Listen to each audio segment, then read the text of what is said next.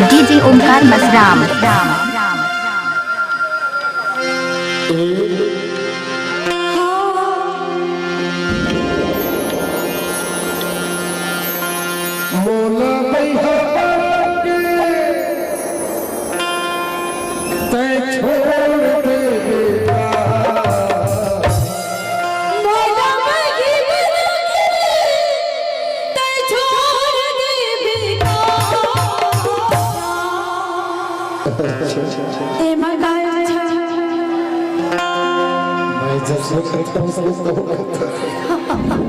सुनना, मैं जैसे बोला था उसने तो अब इतना ही बोला था। अरे मैं जाना था तो ढचलाला। हम जाना था तो सब ना खराले। सुनबो। काय मैं तो ना झंझा में करता हूँ। देखा जा। वो कच्चे मंडी में आते मरने के लिए।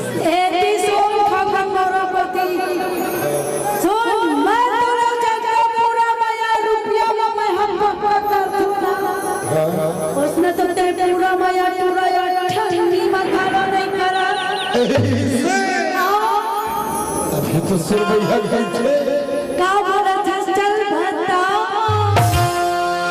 मोला भैया बारात छोड़ दिया।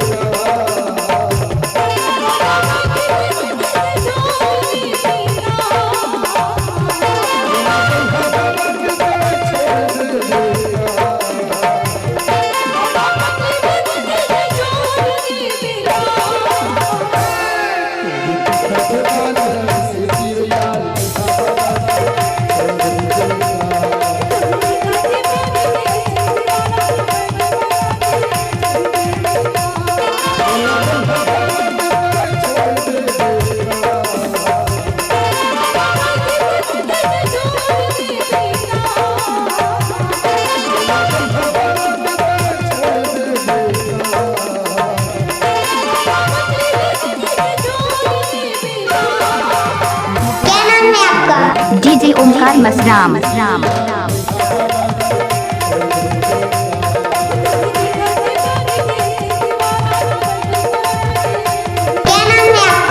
डीजे ओमकार मसराम।